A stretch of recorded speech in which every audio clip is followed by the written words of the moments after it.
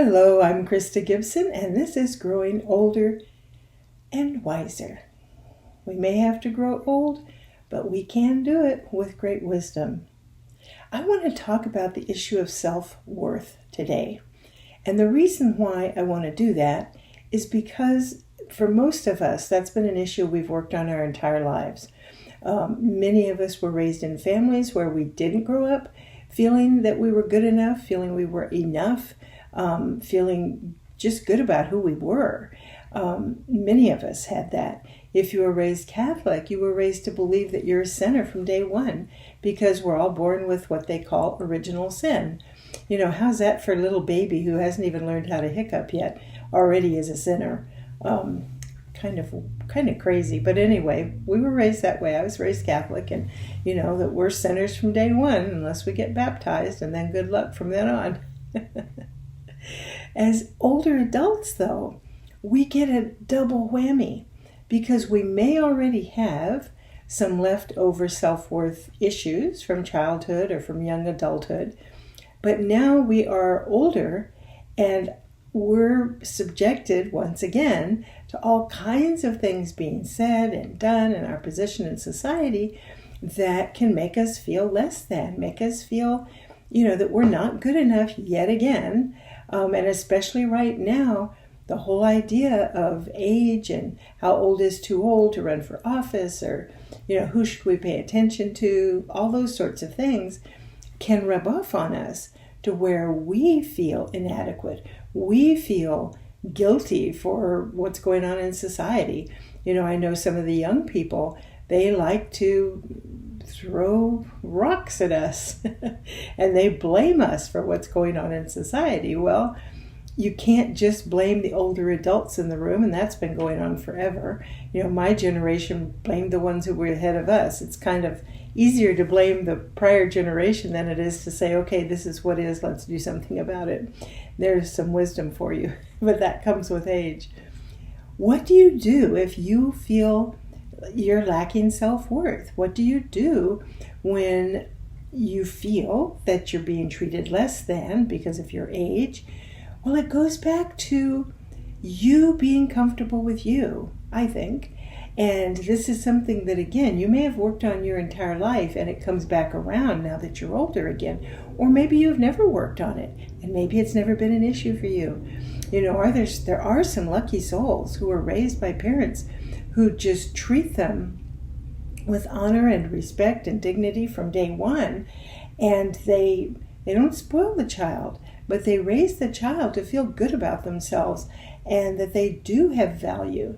And those kinds of people, as they grow older, most of them end up being fairly well adjusted. The rest of us who feel we had to swim upstream have had to work on that. And I know I certainly have in my lifetime. And I think one of the things to look at is in our society here, this may not be true in all societies, but in the United States, we very much tie our feeling of self-worth to what we do, to our jobs, what we produce. Or if you don't work outside the home, your self-worth is tied into your kids. How well your kids do, or to your spouse, how well your spouse does. So there's all these outer things that we are taught. That's how we gauge our self-worth. What we learn, hopefully, is that none of that is true.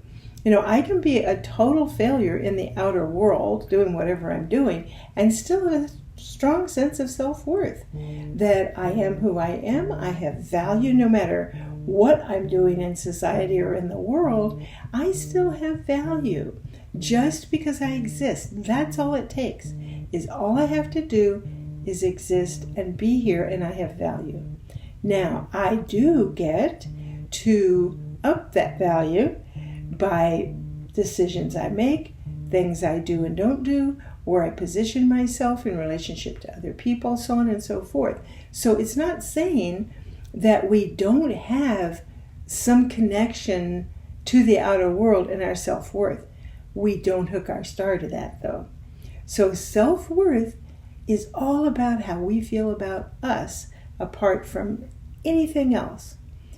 If you feel that your self-worth is low, if you feel that you're not good enough, if you feel that you have determined your self-worth on what you do rather than who you are, this would be an excellent time to start spending some time really looking at it and really looking at who you are apart from what you do. You know, my dear friend Libby Kresge, my astrologer, one thing she said to me every year with my chart, and I forget what was in my chart that made her say this, but she would always say to me, Krista, you have got to look at who is Krista apart from her work of a publisher of New Spirit Journal or whatever publication I was doing at the time. Who are you apart from that? Because that's what's critical. So I say that to you. Who are you apart from your age, apart from your health, apart from your kids, your grandkids, your work if you still work? Who are you apart from all of those things? Because that is the real you. And that is the you that has value and worth no matter your age, no matter what anybody else says to you. That's the part that can sit up tall, walk tall, and have that sense, that bearing of I am worthy. Try that on this week and see where it takes you. See you next time.